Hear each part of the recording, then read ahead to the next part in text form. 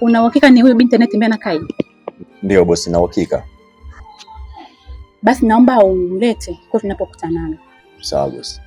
Alafu zingatia sana muda. Sawa, nimekuelewa.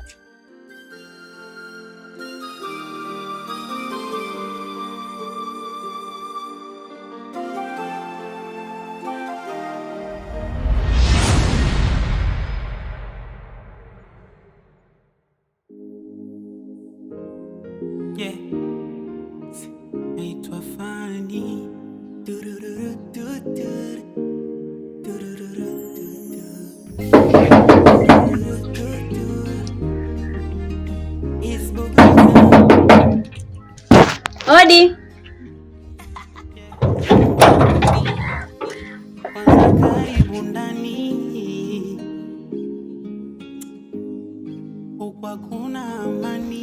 Habari yako dada? Salama, nikusaidie nini? Samani, kuna house girl nilikuwa namuulizia huko ndani. Huko ndani? House girl? Labda umekosea nyumba, hatuna house girl huko ndani. Hapana dadangu. Na uhakika kabisa sijakosea nyumba. Na maelekezo yote ninayo. Sasa dadangu, ulivogonga hapa katoka nani? Na mimi si ndo mwenye nyumba. Unaniambia kuna house girl? Hakuna house girl huko ndani. Kwanza house girl mwenyewe nishasahau tumemiliki mwaka gani. Inawezekana ningekosea, lakini address ninayo dadangu. Sijakosea hata kidogo. Nina mazungumzo naye muhimu sana. Hivi wewe dada, umetumwa au nitapeli? Unaniangalia nafanana na utapeli?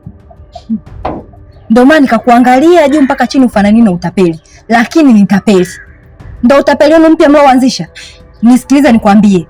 Kamwambie aliyekutuma hii nyumba wanaishi vichwa vibovu. Sijui unanielewa? Alafu kututapeli uwevu. Tena naomba uondoke sasa hivi. Hamna house girl huko ndani. Kilichonileta hapa ni huyo mfanyakazi wa ndani kuja kumuulizia. Kama hayupo, bora ungeniambia tu. Hayupo kuliko kunitusi. Yeye unanifokea kwenye nyumba yetu. Nitakuitia mwizi sasa hivi. Naomba uondoke. Samani. Nenda bwana wewe. Samani dada.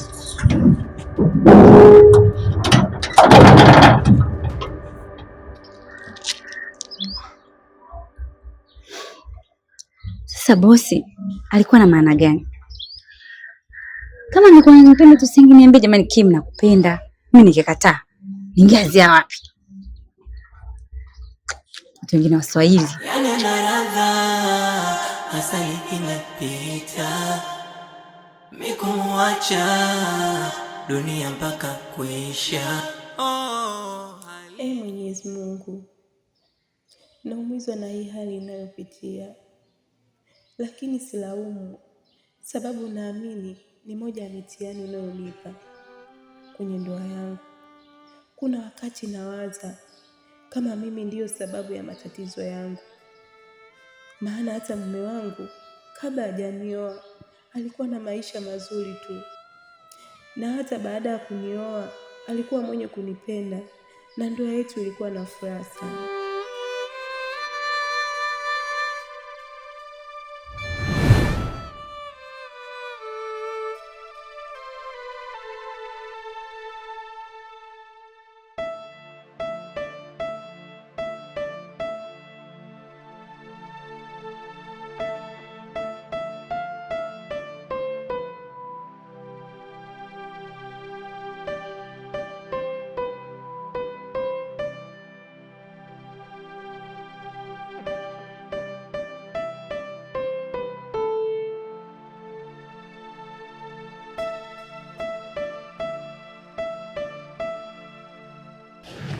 Vipi tena msomali wangu? Tuondoke. Unajua mume wangu wanafanya nihisi tofauti kabisa na watu wanavyoongea. Watu wanaongea nini kwani? Wanasema ukishaolewa upendo wote unapungua. Lakini kwako iko tofauti mume wangu. Mimi naona bado unanipenda, upendo wetu uko pale pale. Hamna kilichobadilika. Na naomba Mwenyezi Mungu tuendelee hivi. Ngoja nikwambie kitu kimoja mkuu. Unajua mimi niko tofauti na hawa wanaume wengine ambao akishaingia tu kwenye ndoa upendo kwa wake zao unaisha kabisa. Kwa sababu mimi kwenye maisha yangu nilifundishwa kumpenda mke wangu. Alafu pia mke wangu, sitaweza kuisahau ahadi yangu ambayo niliweka kwako. Ile siku ya kwanza na kuona, yani ile siku nakutongoza. Nilikwambia kwamba nitakupenda leo, kesho na hata milele. Hii ahadi mke wangu, sitamani kabisa kuivunja. Lakini pia zawadi pekee ambayo unastahili ni upendo wa dhati tu, na sio kitu kingine. Na mimi nakuahidi nitakupenda leo, kesho na hata milele. Hakuna kitakachotenganisha zaidi ya kifo tu. Inshallah.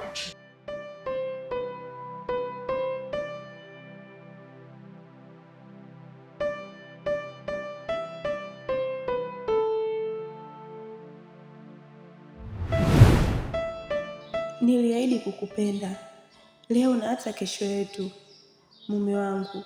Haijalishi tunapitia mangapi, ila nitabaki kuwa mke bora sana kwako.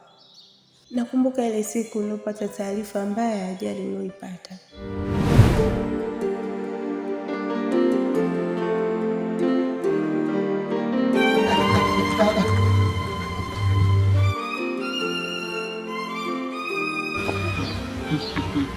Mmeo kapata ajali mbaya sana. Nini? Mmeo amepata ajali, inawezekana tayari kashakufa.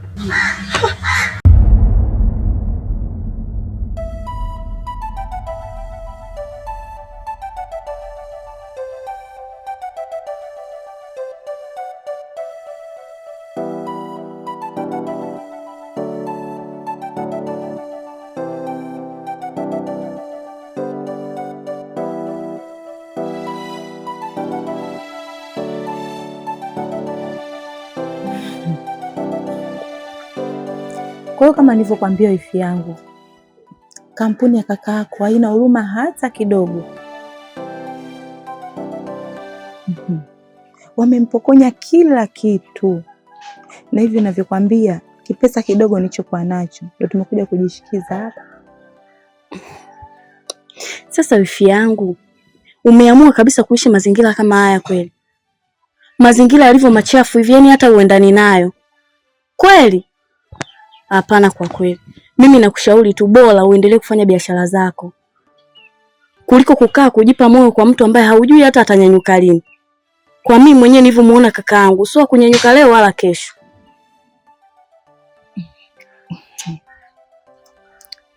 Sasa wifi, wewe ndugu yake umeshamkatia tamaa, vipi kuhusu mimi? Sikia nikwambie kitu kimoja. Mbona mwanzo tulikuwa tu vizuri? Mimi naamini ipo siku kakako atasimama tena na maisha yetu yatarudi kama zamani. Na ndio maana mimi siwezi kumkatia tamaa. Hii ni hali tu ya mpito. Haya sawa kama unaamini, lakini ukae ukijua hawa ni wanaume. Leo hapo kalala kitandani unamhudumia kila kitu. Akija kunyanyuka atakugeuka. Haiwezi kuwa hivyo bwana. Si tunapendana sana. Mwenyezi Mungu aepushe. Mke wangu, yaani mimi kuna kitu ambacho kinaniumiza sana. Hivi kwa namna ambavyo mimi nimepambana na ile kampuni, nimepambana kwa machozi, jasho na damu, nimepambana kuhakikisha nafika katika sehemu nzuri. Hivi hiki unachonilipa ndo kitu ambacho mimi nastahili? Yaani mke wangu, mimi ndo malipo ambayo nastahili kweli? Yaani baada ya mimi kupata matatizo, niliamini kwamba kampuni yangu inaweza kuwa faraja kwa upande wangu, lakini imekuwa tofauti. Leo hii kampuni yangu ndio imekuwa kama kitunguu inanitoa machozi mimi. Hebu angalia mke wangu, wamenipokonya nyumba, lakini wakaona bado hawaridhiki, wakanipokonya usafiri. Wamefika mbali zaidi, wamefungia mpaka akaunti zangu za benki. Kweli mke wangu, mimi kuna muda nakaa na tafakari mke wangu, maisha ambayo tasha mimi nilikuwa naishi hapo awali nilikuwa nalala pazuri, nakula chakula kizuri, lakini leo hii mimi wakuishi maisha kama haya, mke wangu, kweli inaniuma sana. Sikia nikwambie mume wangu, mimi na imani kila kitu kinachotokea ujue kimepangwa na Mwenyezi Mungu, bali akitokea kwa bahati mbaya. Usikate tamaa, kila kitu kitakuwa sawa kama zamani. Hivyo vyote vilivyoondoka inawezekana ilikuwa sio riziki yako. Kwa hiyo mume wangu, wewe hata usijali, na matatizo yaliyokutokea haiwezi kuwa sababu ya mimi kuvunja ndoa yetu, bali nitaendelea kukupenda leo mpaka kesho.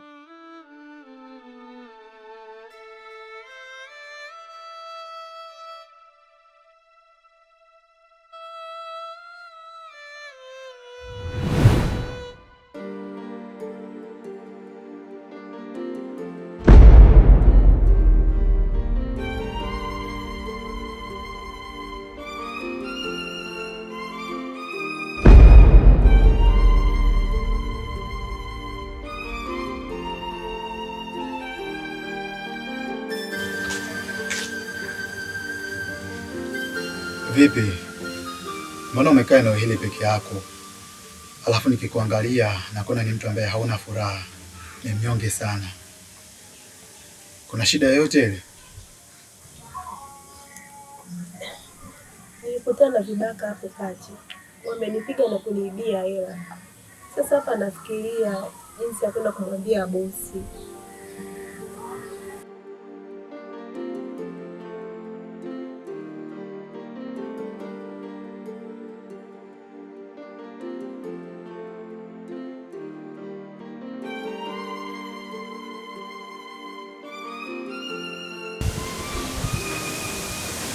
Ina maana una kazi nyingine tofauti na kazi za ndani?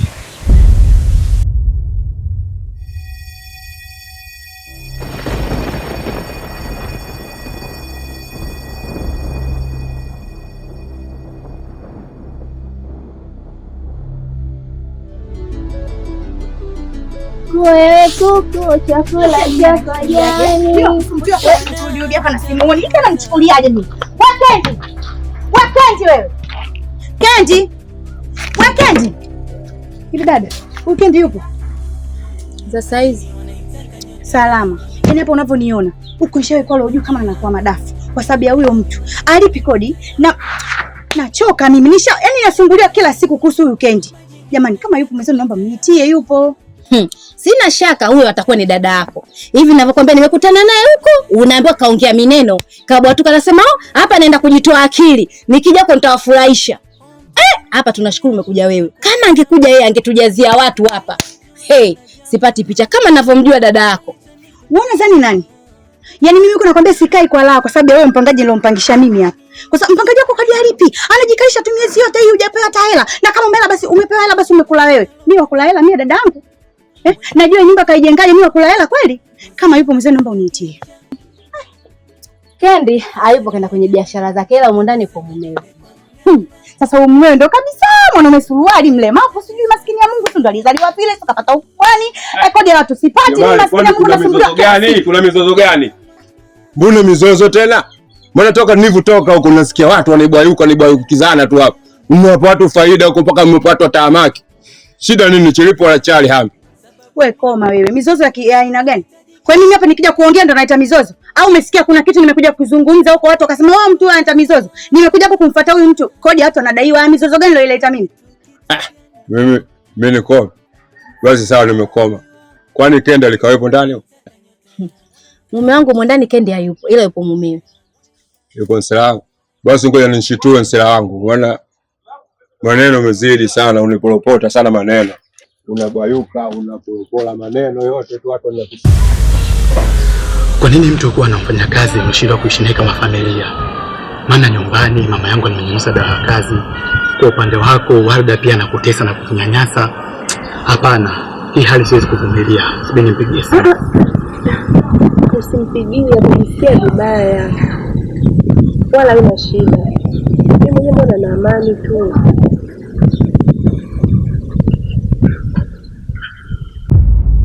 Sijui sijui nimepata au nimepatikana, maana kanifumba macho wengine siwezi kuona. Niwaambie tu, chukua hii pesa na imeenda kusaidia sana kwenye maisha yako, na wala usinifikirie vibaya. Unaweza kuitumia kama mtaji ambao utakizi zaidi mahitaji yako. Kafanya biashara yoyote, ila achana na hizi kazi. Hizi kazi ngumu sana uendani nazo. Shemeji, sana. Mimi labda ungenisaidia 10,000 tu. Maana hadi kwenye mtaji nimepitiliza. Mimi ndo naikupa na nimeridhia kwa moyo mmoja kukupa hizi pesa. Naomba usipokee. Ukizikataa utakuja nitendea haki. Please, naomba usipokee. Siwezi kumuacha hata mkimchukia. Kwa raha ninazopata lazima nitamuoa. Anayajua mengi yaliyo moyoni mwangu. Minaogopa kuchiti hata mwaga siri zangu. Japo anapajua kwangu ila kwake sipajui. Anawajua ndugu zangu, ndugu zake siwajui. Kwa neno na wasa wangu.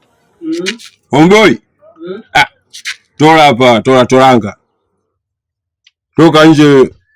Sisteri ndo amekuja, ndo anazungumza mambo ya kodi, kutaka kodi yake, ndo amebuka hapa. Sasa ndugu yangu tola bwana wewe. Anaongea sana bwana. Ama. Sasa wewe ulivyokaa ndani ndo isaidie kitu. Muungwana anatoka nje anazungumza. Sasa wewe ulivyokijificha kwani umemua mtu? Wewe toka nje uzungumze hapa na Sisteri. Toka sala wangu. Anakuja.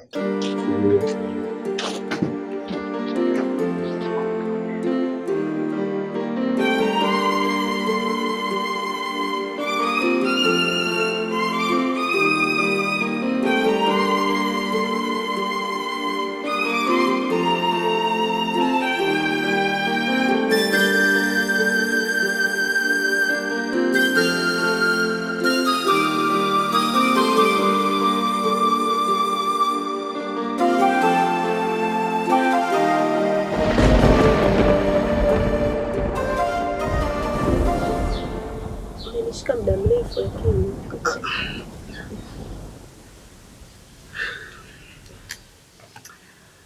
samahani. Nilikuwa na mawazo kidogo ndo maana nikawa sipo hapa. Ila jambo lingine kabla sijasahau. Ukiwa na shida yoyote ile, usisite kunipigia simu. Sawa? Nashukuru sana. Mwenyezi Mungu akubariki. Wala kuna haja kunishukuru. Karibu sana. Mapenzi alishusha Mwenyezi, mapenzi ya kutoka enzi, mapenzi alishusha Mwenyezi, mapenzi ya kutoka enzi.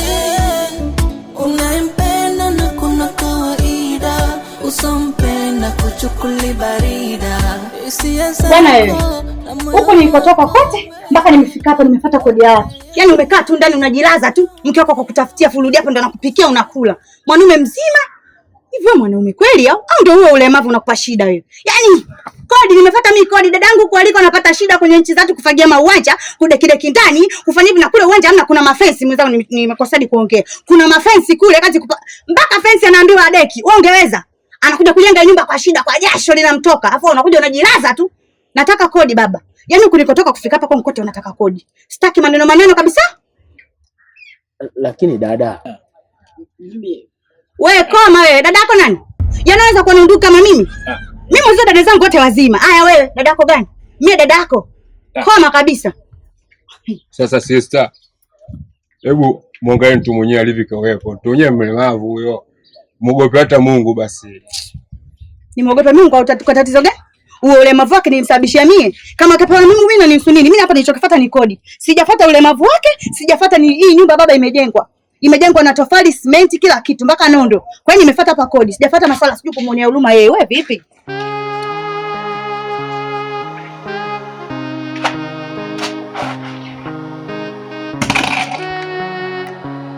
Vipi? Mbona kelele nyingi? Yaani kwamba leo hujui kama kichonileta hapa kitu gani? Yaani hujui kama ndani umekaa bila kulipa kodi miezi mingapi? Unajua sana, yaani bora hata nilipokuja mimi at least. Kuliko don't confuse my brain. Unamjua vizuri, unamjua kichaa chake kipishapandisha mashetani. Aya mimi nimekuja hapa nafuata kodi. Sijafuata kuhusu yaani sijafuata. Jamani mniache nipumzike mwenzenu. Kwani unadai shilingi ngapi? Yaani wewe hujui kama wadai wa shilingi ngapi? Huo muda sina, naomba hiyo hela mimi na unanichelewesha. Usiniambie kama wadai wa shilingi ngapi mimi.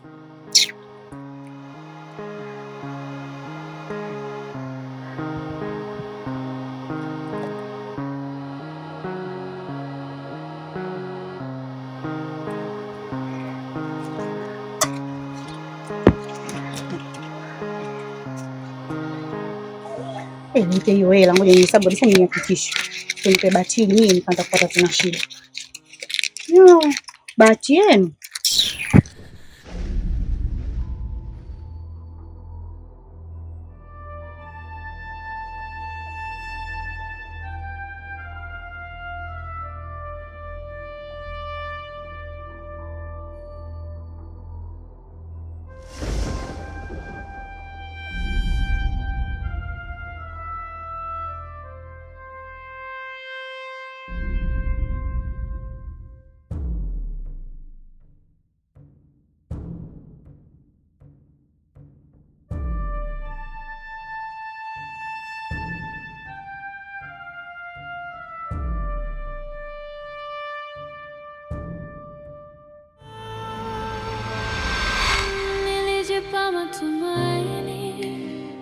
I told myself it's gonna be fine, lakini kadri siku zilivyopita hisia zikaanza kunipima. Nilidhani ni salama, I thought I was strong, lakini maswali yakaanza playing in my mind all night long. Sio mimi, sio mimi, but these tears know my name. Ndani ya house of love, nothing feels the same. Sio mimi, but my heart is tired now. House of love, that's where the truth comes out. Nijifanya niko sawa, I said I'm good, I lied. Nilipotazama nyuma nikajikuta nimechoka inside.